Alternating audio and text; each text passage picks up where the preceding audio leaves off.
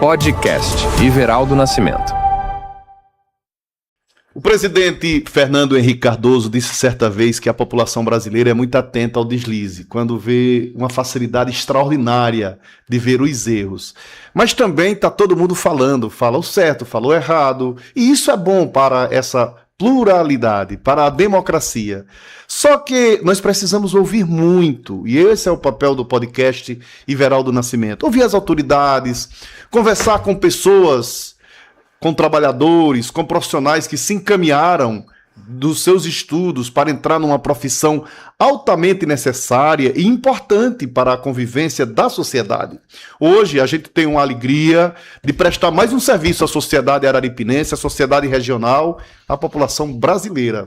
As nossas pautas são assim, imaginadas, pensadas para serem produtivas para a sociedade. Por isso, nós convidamos e com alegria recebemos aqui o promotor de justiça, doutor Guilherme Soares. Ele veio atender o nosso convite, está aqui com a gente na bancada. Ele é promotor da 3ª Promotoria de Justiça, Promotoria Criminal da cidade de Araripina.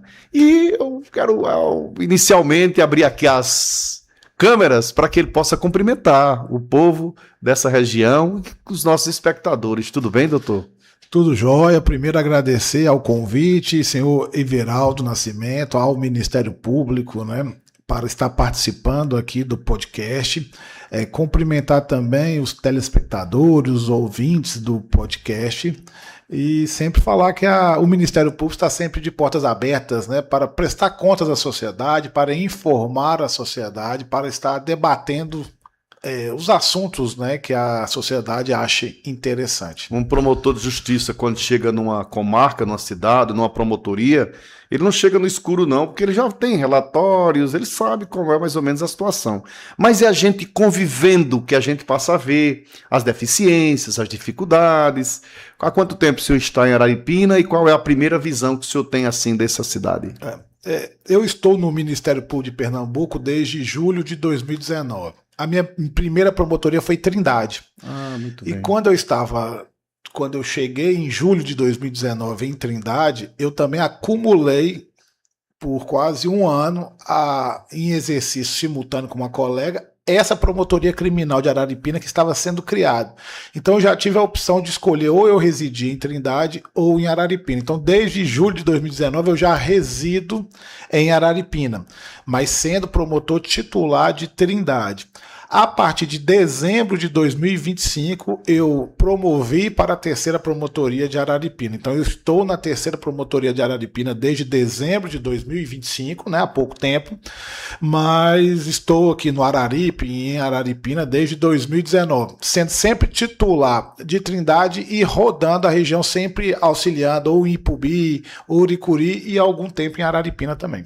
A gente falou em conviver. Uma coisa lá de Trindade, mesmo acumulando a promotoria aqui, a função aqui em Araripina, mas o senhor, o que tem observado, onde tem mais problema na área criminal ou não existe isso? Trindade, Araripina, ambas têm problemas nessa área. Cada cidade tem uma região, tem uma peculiaridade, né, claro, mas também é diferente, porque Trindade é promotoria única. Então, eu era o único promotor em Trindade, então eu exercia todas as atribuições do Ministério Público, diferentemente daqui de Araripina, que eu sou o titular da 3ª Promotoria, onde eu exerço atribuições só na área criminal. Aqui nós temos outras 2 promotorias na área civil. Uma que atua basicamente na proteção do patrimônio público e outras consumidor e etc. E a outra promotoria onde pega infância, meio ambiente, saúde e direitos humanos, etc. Então, aqui a minha atuação é específica na criminal. Então, eu atuo só na criminal. Em Trindade, por ser uma cidade menor, né? Trindade tem cerca de 30 mil habitantes, Araripina hoje cerca de quase 100 mil habitantes. Temos, assim, uma demanda maior ao Ministério Público em Araripina por causa do tamanho da cidade. Se você pegar Petrolina, são 20 promotorias. Se você pegar Recife, são mais de 40 promotorias. E aí, quanto maior a divisão, maior é a especialidade. Especialidade, como eu falo, eu só atuo na área criminal, como se fosse na medicina, né? Um médico obstetra, um pediatra, vai dividindo. E em Trindade eu era um clínico geral. Então eu pegava tudo. Aqui, por eu pegar só criminal, eu fico focado só na área criminal. Então, mas mesmo assim, na área criminal em Araripina, tem muito trabalho? Aparecem muitas demandas? Sim.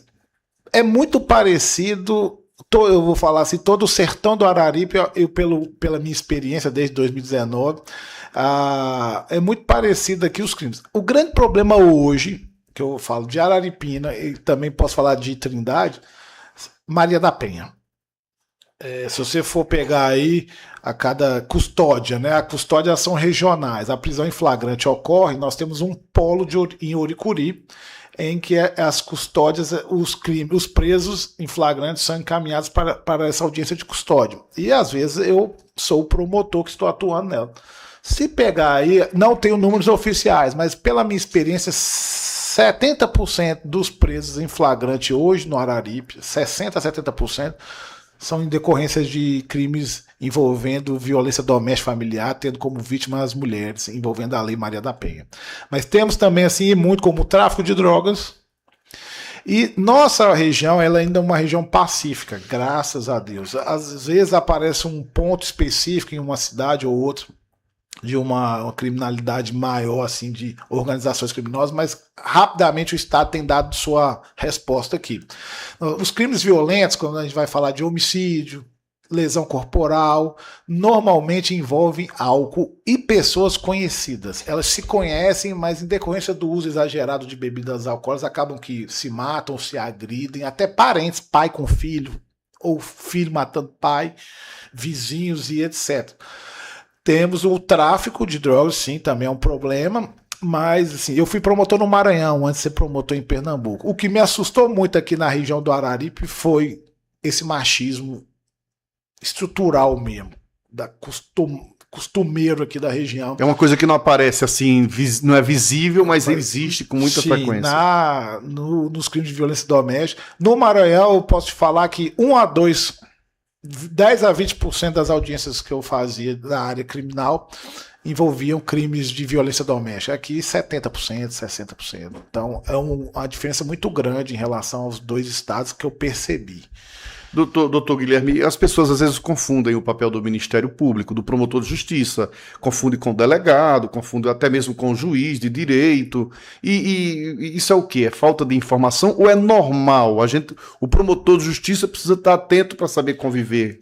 Sim, essa confusão ocorre mesmo na prática. Muita gente acha que o Ministério Público é vinculado ao Judiciário, né?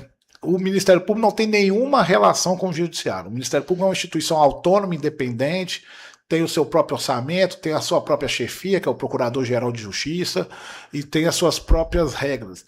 Mas o Ministério Público tradicional, ele sempre teve essa sua atuação vinculada ao Judiciário, que era aquele que eu falo do Ministério Público tradicional, o pré-88. Que era basicamente aquele órgão de acusação, que ficava só ofertando a denúncia, recebia o inquérito policial e ofertava a denúncia e atuava basicamente, se você for ver uma novela brasileira ou um filme brasileiro que retrate o promotor de justiça, basicamente você vai ver ele atuando no júri. É o nosso DNA, tá no DNA do Ministério Público, isso é inegável. Só que o Ministério Público de 1988, criado pela Constituinte de 88, ele é um Ministério Público diferente do que existe até no mundo. O Ministério Público deixou de ser um órgão de acusação e virou o protetor da sociedade. Se você pegar lá os artigos 127 ao 129 da Constituição da República, que regulamentam o Ministério Público, você vai ver isso.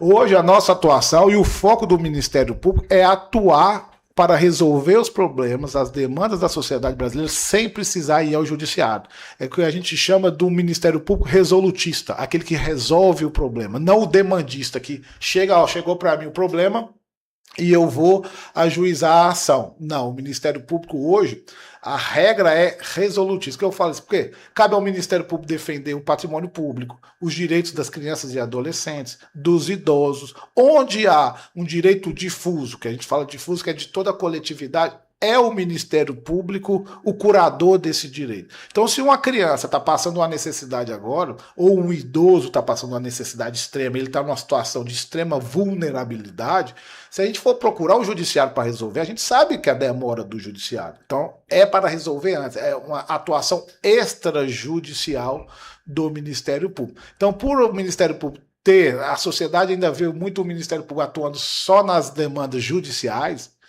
ele acaba vinculando muito o Ministério Público ao Poder Judiciário. Somos todos atores do sistema de justiça, o Judiciário, o Ministério Público, a OAB, a Defensoria Pública, a Polícia Civil, etc. Somos atores do sistema da justiça, mas cada um com seu papel, e o Ministério Público tenta resolver, trazer essa justiça sem precisar demandar ao Judiciário. Só demanda hoje ao Judiciário quando ele não consegue realmente resolver esse problema na forma extrajudicial. E qual a relação? O senhor está chegando, eu já tive boa convivência, conhecimento com promotores de justiça, oportunidade de entrevistá-los nessa área de mídia. Mas, doutor Guilherme Soares, qual é a sua relação hoje com as instituições, com a polícia, com o judiciário? Não é a relação que eu estou falando institucional, claro, ela é profissional, é respeitosa. Mas eu digo, tem dificuldade de conhecer, de entender, de apoiar na hora que precisa se apoiar, não apoiar o que é errado, mas de estender a mão. Eu sou do diálogo, não preciso me trancar para o mundo para não entender a dificuldade que eventualmente alguém do setor esteja passando. Sim, essa pergunta é muito boa e ela realmente é o que o membro do Ministério Público ele tem que saber atuar nessa relação. Por quê? Eu vou dizer, quem faz o controle externo da atividade policial? Pela Constituição da República, é o Ministério Público. Na verdade, o Ministério Público fiscaliza a todos e a tudo. Se fiscaliza, o Ministério Público se fiscaliza. Eu vou dar um exemplo aqui. Lá em Trindade, o Ministério Público não tem sede própria, diferentemente daqui de Araripina, que tem a sua própria sede. Lá, a gente era muito bem recebido no Judiciário. Nossa sala ficava dentro de um fórum. E o Ministério Público teve que abrir um procedimento administrativo para apurar um direito que estava sendo violado pelo prédio do próprio Tribunal de Justiça do Fórum, porque ele não dava acessibilidade, não tinha acessibilidade a cadeirantes, a pessoas. E quem defende os direitos de pessoas que tenham dificuldade de acesso, de acessibilidade, cadeirantes e outras pessoas, idosos, é o Ministério Público. Então, abri um procedimento para apurar tal conduta e cobrei do Estado e do Judiciário que se fosse feita uma reforma no prédio para que se desse acessibilidade. Ou seja, o senhor cobra de outros prédios, de outras instituições? No próprio prédio que o Ministério Público funcionava, não era do Ministério Público, mas se o prédio fosse do Ministério Público, eu ia cobrar do Procurador-Geral de Justiça aqui, ó, precisamos de uma reforma, ou então até ajuizar a ação. Sim. E, por exemplo, fiscalizamos o patrimônio público, às vezes ajuizamos ações contra administradores públicos. Por mais que você ajuize essa ação, você não pode pessoalizar a sua atuação. Um exemplo aqui hipotético: ajuizamos uma ação contra um secretário de educação qualquer de algum município. Mas no outro dia pode ser que o Ministério Público participe de uma audiência pública com esse secretário de educação para debater as melhorias da educação do município. Nós temos que saber sempre separar. O Ministério Público é um fiscal, nós fiscalizamos a todos e a todos. Mas também temos que, já que são o Ministério Público, além de fiscal, como eu falei que veio essa nova Constituição de 88 e nos transformou no protetor da sociedade, em agente de transformação da realidade local, nós temos que também fiscalizar, por exemplo, o papel do secretário de Educação e também atuar em conjunto, em parceria com ele, para melhorar, para fomentar a educação pública, que é assim que se transforma uma sociedade, através de educação de qualidade. Então você tem que saber que eu posso ajuizar uma ação penal contra um cidadão, pedir bloqueios de bem, às vezes pedir bloqueios, prisão e etc. Mas também tem que saber sentar e debater com esse cidadão outras coisas. E não é, muitas vezes você ajuizou a ação para ser discutido se aqueles fatos estão certos ou corretos. Isso não quer dizer que aquele cidadão seja uma pessoa de má índole, etc. Você também tem que sentar com ele, dependendo da função que ele exerce dentro da sociedade, para debater todos os temas. Então, nós somos fiscal, titular da ação penal, e ator que fomenta as políticas públicas. Então, é uma função realmente. Quando pega assim Trindade, por exemplo, que era única, eu exercia todas essas atribuições. Então, você às vezes o titular da ação penal tem que ajuizar a ação penal contra um cidadão específico. Esse cidadão, às vezes, também vai ocupar cargos ou funções em que ele é um ator para fomentar a política pública, você também tem que sentar e conversar com ele. Por exemplo, pelo que o senhor cita aí o exemplo da educação, digamos que determinado município, a educação cria um programa muito importante, local, e o promotor de justiça participa, inclusive, da abertura, da apresentação.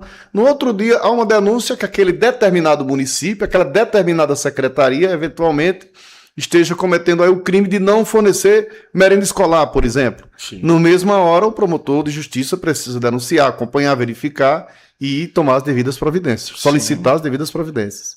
E nós temos que parar com esse negócio de que lado A está certo, lado B está correto. Eu já ajuizei a ação contra determinadas situações ou pessoas e ao final percebi que aquela pessoa estava correta, pedia que a ação fosse julgada improcedente.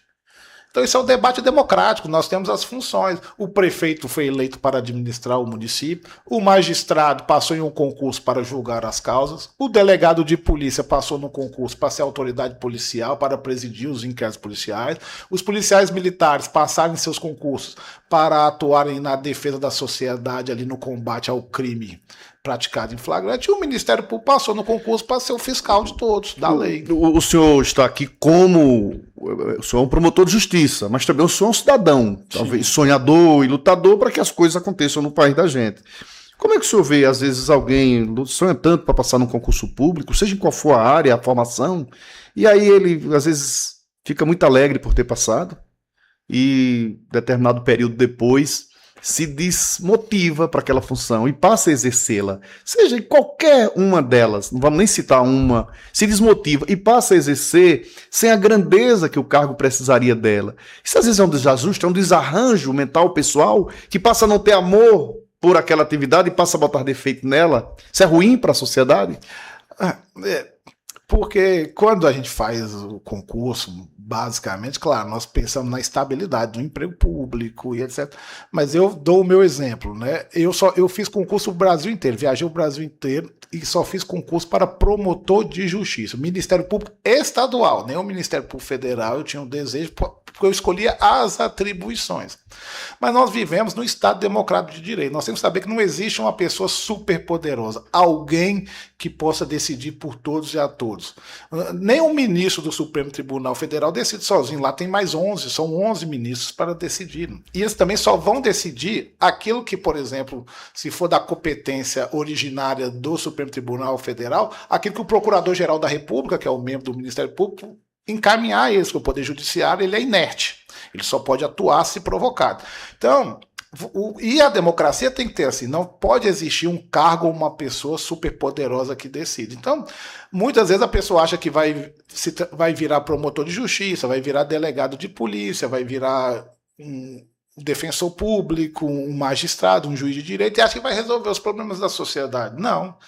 Você é um ator, é uma peça, você sabe que... E você tem que ter essa consciência que você não pode ser aquele que dá a primeira palavra e a última palavra, senão você vira um ditador, uma tirania. Então você tem que respeitar as outras opiniões. Mas falando nisso que o senhor coloca, dessa forma que o senhor coloca, eu me lembro uma coisa. O senhor falou agora há pouco sobre o controle externo que o Ministério Público faz, né, dentro de outras instituições. Nós temos um caso, por exemplo, da Polícia Militar. Hoje é uma confusão ou um desentendimento muito grande da sociedade. A Polícia Militar, aí é uma palavra minha, meu entendimento, ela precisa chegar truculenta? Não sei se truculenta, mas o Estado precisa chegar chegando numa ocorrência. Porque quando a polícia chega, não estou dizendo também que não peça por favor, às vezes é uma ocorrência quando a polícia chega já resolveu, porque as pessoas respeitam a presença do Estado. Em outras situações, não. As pessoas deixam de respeitar, que não era para ter chamado polícia, passa a filmar aquela cena, né, que hoje tem até as imagens corporais dos policiais em alguns estados, e as pessoas passam, e aquilo ela está se blindando, e às vezes passa a causar um certo desrespeito. E há uma queixa muito grande de parte da sociedade, apoio de outra, porque houve essa truculência às vezes exagerada. Então isso é um desafio da atualidade, esse comportamento, essa maneira, porque também o policial às vezes ele chega e alguém quer, vamos chamar de desmoralizar mesmo, o PM, e ele vai fazer o que naquela hora? Ele precisa ser muito bem qualificado para conviver com uma situação dessa. Como o senhor, como cidadão e promotor de justiça, vê essa situação? Primeiro, né, nós somos seres humanos, todo mundo erramos, todos erramos. Eu erro quando estou atuando como promotor, erro como estou atuando como cidadão, mas o que a gente tem que entender é que a gente sempre erra buscando acertar. Esse é o ideal, né? E tentando acertar mais do que errar. A atividade policial é uma atividade muito complexa. Sim. Eu várias vezes já tive o apoio da Polícia Militar para medidas na fiscalização eleitoral, na fiscalização de outros tipos de crimes. E é ele que está na ponta ali, né? Ele que aqui nós não temos, né? Mas pegamos em cidades grandes como Rio de Janeiro, Recife, eles que sobem as favelas para combater o crime, eles que estão ali dia e noite enfrentando a marginalidade, né? Ali que estão à margem das leis cometendo crimes. E é uma atividade de grande estresse. E que qualquer coisa, e realmente tem que saber isso, que o limite para atuação legítima e legal, para uma atuação irregular, uma atuação fora da lei, que a gente pode falar uma atuação mais bruta, é muito tênue, né? A linha ali.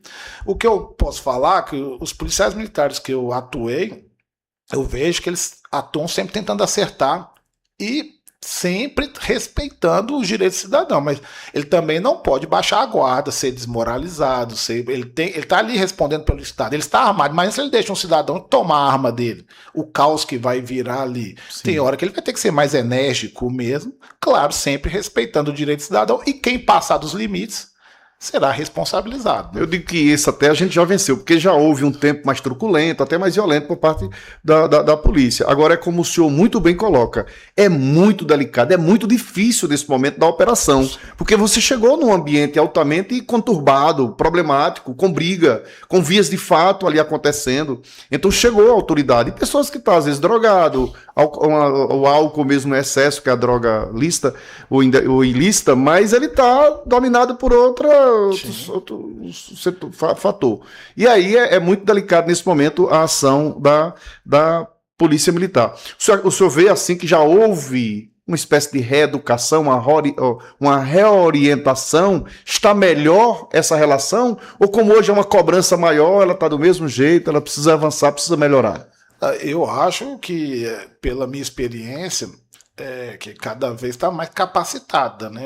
As instituições públicas em geral, nesse caso específico, a Polícia Militar. O que nós temos hoje, como o senhor falou, é que cortes de vídeo, às vezes você só corta você só coloca o vídeo do policial atuando de forma mais ríspida, e você não vê o porquê, o que aconteceu antes. Sim.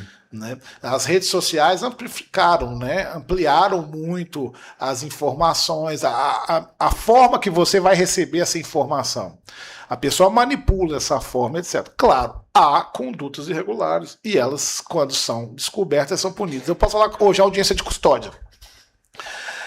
Eu vou te falar, quando eu comecei a atuar como promotor de justiça no ano de 2017, não era no estado de Pernambuco, era no estado do Maranhão, ainda não...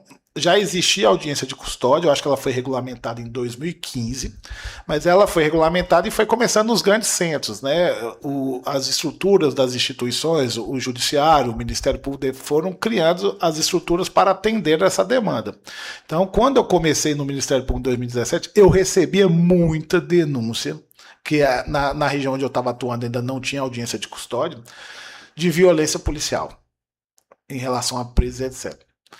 Desde 2019, eu, como membro do Ministério Público, o local onde eu estava atuando passou a ter audiência de custódia. Sim, muito raro hoje chegar uma denúncia de violência policial contra preso em flagrante, etc. Primeiro porque você vai ver o preso.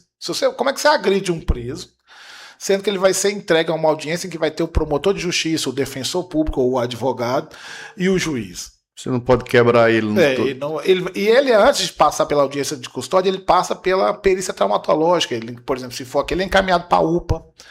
de Araripina, lá em Trindade, era encaminhado para a UPA de Trindade. E se ele chegar lá, eu já vi, não participei dessa audiência de custódia, porque eu não era o promotor da custódia no dia, mas foi o processo, eu era o promotor titular do caso natural. Depois da custódia, ele é encaminhado para o promotor natural. E o promotor pediu na audiência, o juiz suspendeu a audiência e determinou que o preso fosse reencaminhado à perícia traumatológica, porque ele estava machucado. E a perícia não deu que ele estava machucado.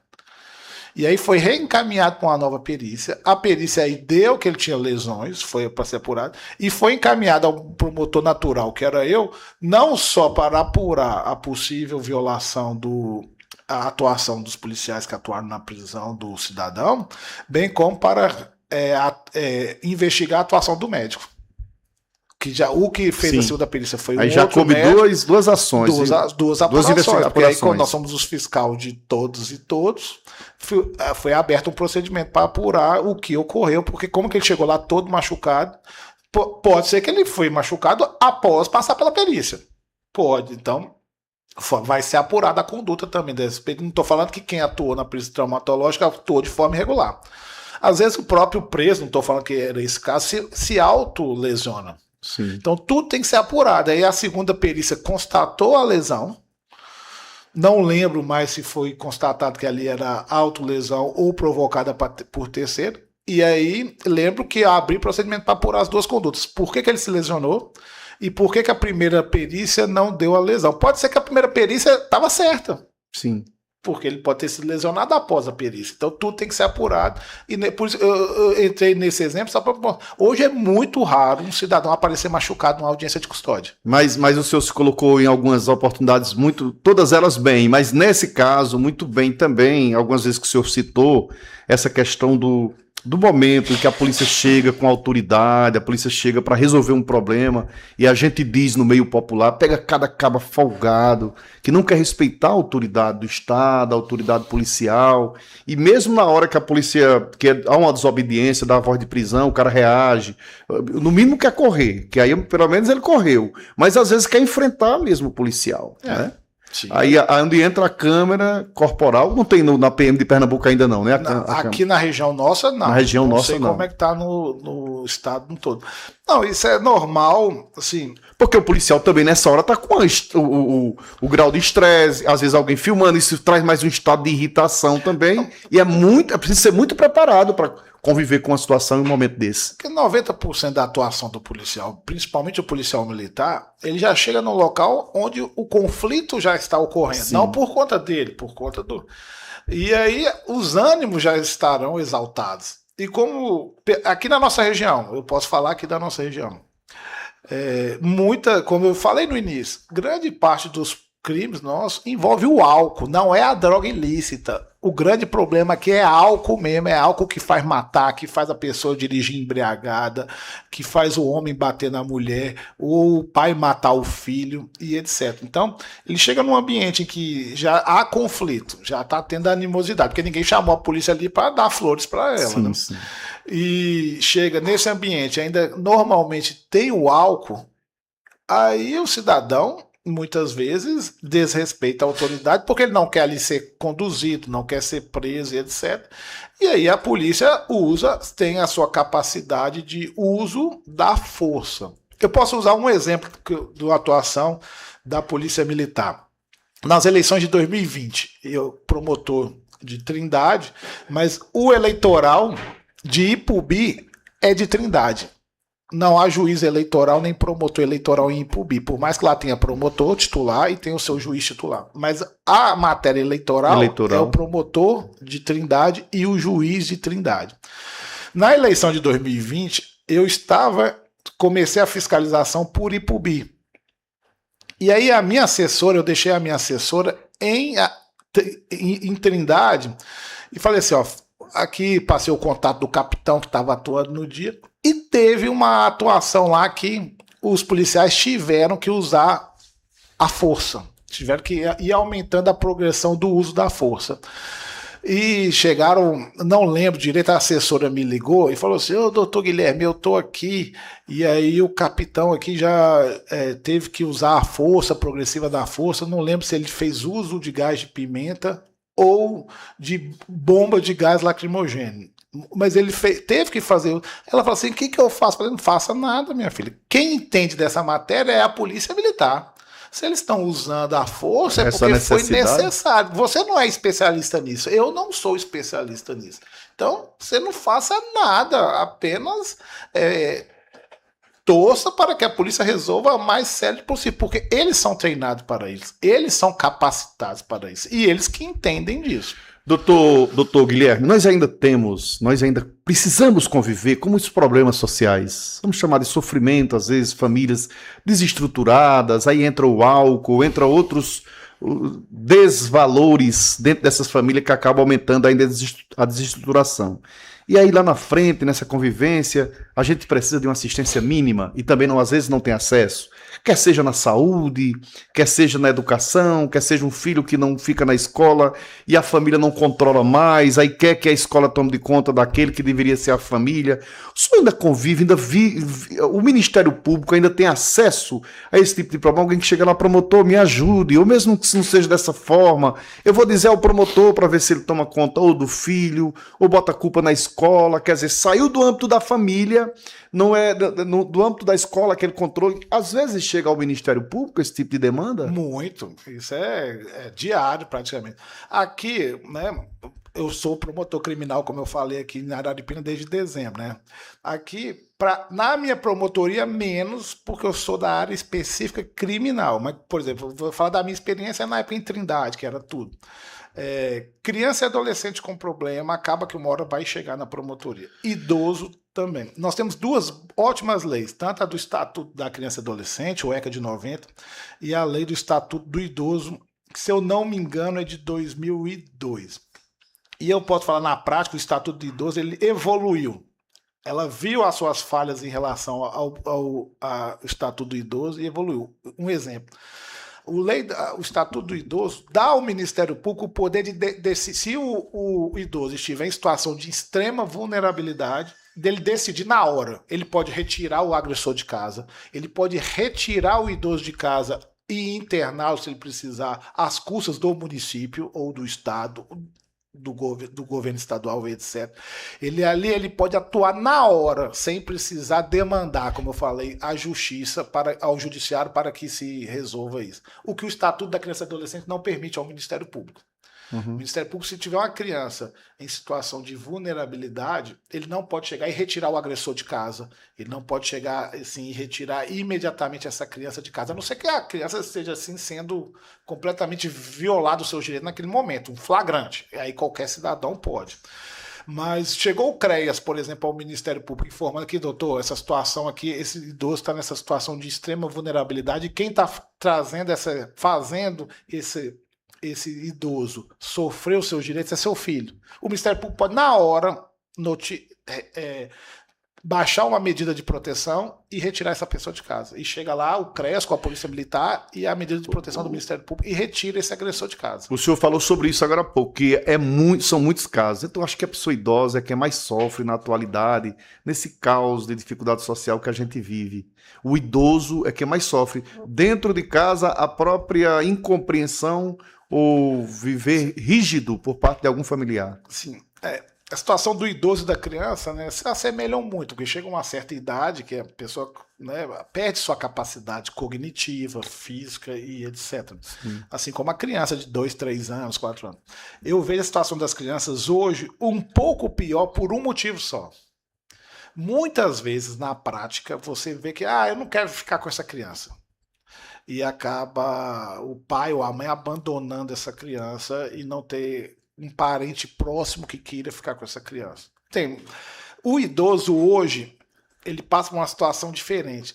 Hoje, quase todo parente quer ter a guarda, se vamos assim supor, dizer, não seria a guarda, né, mas a custódia desse idoso por um motivo. Hoje é muito raro você ter um idoso que não tem uma pensão, que não tenha uma aposentadoria. Infelizmente, eu tenho que falar isso. Muitas vezes as pessoas querem essa aposentadoria apenas do idoso e pelo menos arrumam um local para ele residir. A criança muitas vezes é abandonada porque não tem essa base financeira por trás.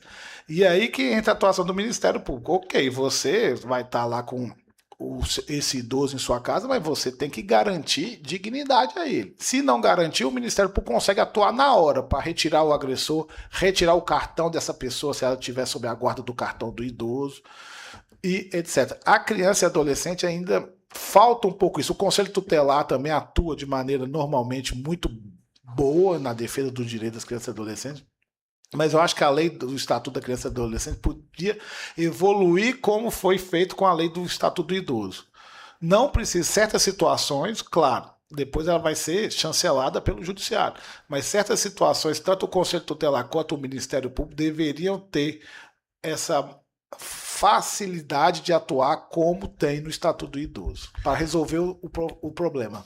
Doutor Guilherme falou agora há pouco que nós temos muitos problemas nessa área. A área de Maria da Penha, a área de convivência de criança, de idoso, outras áreas, das diversas áreas do direito. Nós temos muitos problemas de âmbito social. O senhor diria que... E nós começamos o podcast falando de, por exemplo, é muito comum, nós somos muito atentos aos deslizes, a ver coisas erradas, a falar, todo mundo está falando o certo e o errado, o certo é que todo mundo está falando. Mas a gente fala muito que o Brasil é o país da impunidade. O senhor acredita nessa definição que parte assim da população? A maioria, eu acho que até a maioria fala assim, somos o país da impunidade? Sim, acredito muito nisso. Um exemplo que eu uso em todo júri que eu faço. O artigo 121 do Código Penal tipifica o homicídio. Matar alguém. Pena. O homicídio chamado simples, que de simples não tem nada. Ele só não é qualificado, mas é um homicídio normal. Pena 6 a 20 anos. É a pena do homicídio, do artigo 121. Aí o que o Código Penal, a Lei de Execução Penal, determina? Sabe com quantos anos começa o regime fechado? Pena superior a 8 anos. Quer dizer, você pode matar alguém no Brasil e você pegar uma pena de entre 6 a 8 anos, que permite, né, o tipo penal do 121 de 6 a 20 anos, matar alguém e começar no regime semiaberto.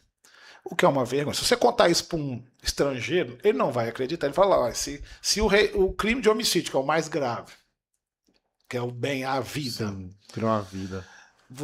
O Código Penal tipifica que o homicídio simples começa de 6 a 20 anos, a pessoa, imagina, você faz um júri, condena esse réu, a família da vítima está ali e ele sai pela porta da frente, porque ele não vai pegar o regime fechado. Então nós temos realmente uma fragilidade em nossas leis em relação a isso. Quer que seja de 6 a 20 anos? Ok. Mas então vamos passar o regime fechado há 6 anos, né? Não pode começar um regime inicial de cumprimento de pena de um homicídio, um regime que não seja o fechado. Ou então acaba com o regime fechado, porque se o homicídio não começa, quem vai começar? Então, e nós temos aqui, eu sou um promotor de justiça garantista. Garantista, quando a gente fala no direito, é que nós temos aquele direito penal do inimigo, que é considerar o réu, quem comete um crime, o inimigo do Estado, um terrorista praticamente, ao garantismo. Eu sou da teoria do garantismo. Mas no Brasil tem se confundido garantismo tem se confundido o que é garantismo, que é no direito, o garantismo é o quê? Num processo penal, se garantir o contraditório, ampla defesa, garantir que os direitos fundamentais do réu sejam respeitados. Mas isso é a função do garantismo. O garantismo não é absolver por absolver. Não é garantir impunidade. Qual que é o objetivo do processo penal? Chegar ao final na verdade real. Seja para absolver, seja para condenar. Esse é o objetivo do direito processual penal. O processo penal chegar e ao final a gente ter uma certeza do que aquilo aconteceu, do que quem cometeu aquele crime e quais penas. E aí o principal objetivo do processo é essa verdade real. Parece que no Brasil virou-se o objetivo do processo penal o garantismo exagerado. Garantir que o réu seja absolvido. Daqui a pouco o réu, eu falo isso nos júris que eu participo, vai ter um direito a cuspir no rosto do promotor e do juiz. E não é isso. Sim. Eu visito, você pode ir na cadeia pública de Araripina, eu vou lá toda semana ver como é que eles estão sendo tratados. Porque o Ministério Público defende os direitos dos presos também, de quem comete crime. É que ele também tem o direito dele, né? Claro. Mas o que a gente quer é, ao final, o Ministério Público pede absolvição. Já cansei de pedir absolvição de réus. Por quê? Porque o objetivo do processo penal é chegar à verdade real. Se a verdade real comprovar que ele é inocente, a absolvição. Se a verdade real comprovar que ele é culpado, condenação. E se chegar ao final e estiver na dúvida, a absolvição. Porque na dúvida se absolve. Mas só que no Brasil se está criando essa regra de que o garantismo é o quê?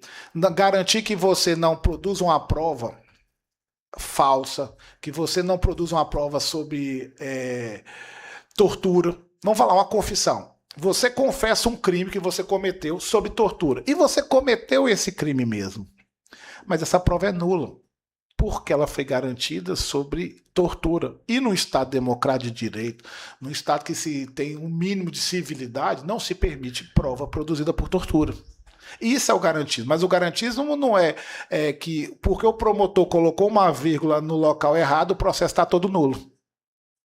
É isso que está virando o Brasil, infelizmente. Como o promotor de justiça lida, doutor Guilherme, como o promotor de justiça lida emocionalmente com crimes graves, aqueles crimes graves, ele às vezes chega emocionalmente a mexer com a gente? Sim, são seres humanos, né?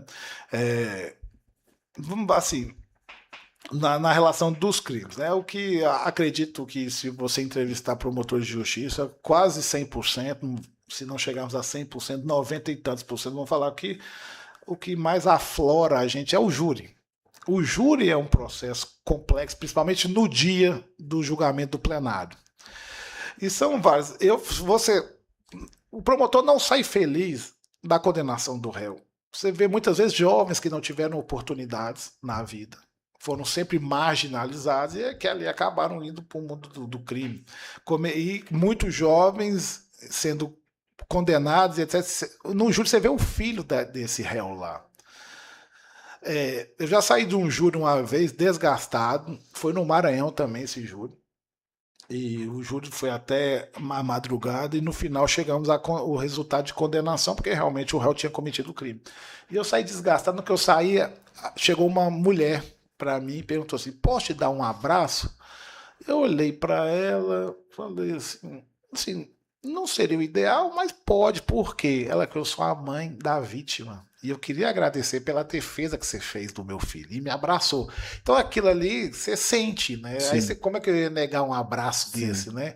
Você sente a emoção. Ela só queria dar um abraço. E ela estava ali, não estava feliz com o resultado, mesmo que o réu foi condenado, porque o filho dela não vai voltar, né? Sim. Mas só que ela ali viu justiça, pelo menos, ao seu filho. Ela falou assim, você deu voz à minha família, ao meu esposo, ao meu outro filho. Então isso emociona, né? Eu ia lhe pedir, eu vou lhe pedir, doutor Guilherme, para o senhor deixar uma mensagem assim para o jovem. Nós temos aqui Faculdade de Direito, o podcast invade várias regiões, a gente é visto, ouvido no nosso podcast. Qual a mensagem que é importante dizer para o jovem que está aí? Às vezes a oportunidade todo dia bate na porta dele, ele não quer se abraçar porque está desavisado, às vezes entra por outros caminhos, mas também dá aquele acadêmico que está sonhando em ser um bom advogado, um bom delegado, um bom promotor de justiça, um bom juiz, ser um bom profissional independente da área que ele abraça. O que é que a gente precisa dizer hoje, à altura de sua experiência como promotor de justiça? Qual a mensagem que a gente daria ao jovem brasileiro hoje? Que estude, né? Que a educação é o grande transformador da realidade das pessoas, isso é sem dúvida nenhuma. Vamos falar a verdade, né? Tirando o Mega Sena, você ser um artista consagrado ou um jogador de futebol, o único caminho de você prosperar na vida é estudando. E até artista e jogador de atleta tem que estudar também, para ter conhecimento e etc. Tirando a Mega Sena, tudo você vai ter que estudar para conseguir prosperar na vida.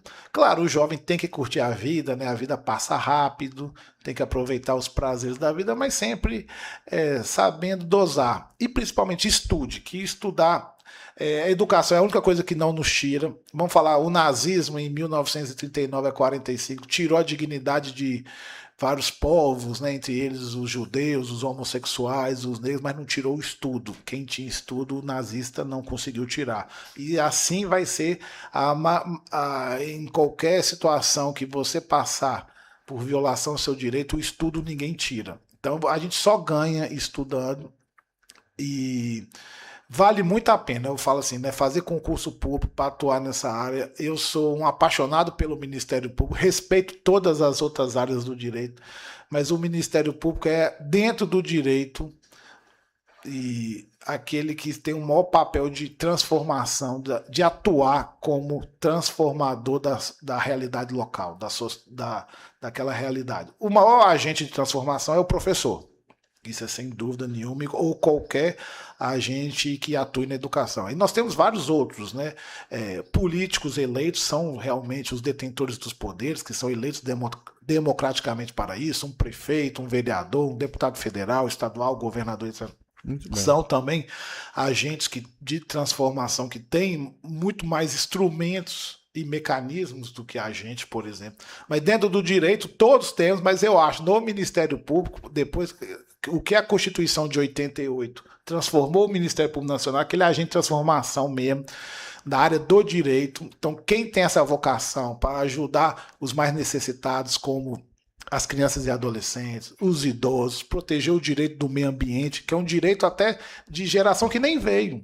Eu não tenho neto, mas quando eu estou atuando hoje para defender o meio ambiente, eu estou atuando para que o meu neto, quando ele venha a existir, viva num planeta que possa ter. Que bom, muito bem. Essa atuação do Ministério Público. Então, quem quer na área do direito, claro, todas as carreiras, a Defensoria Pública faz um trabalho belíssimo, o Judiciário, a Polícia Civil, Militar e etc. Outras carreiras, a AGU, Procurador do Estado, Procurador do Município.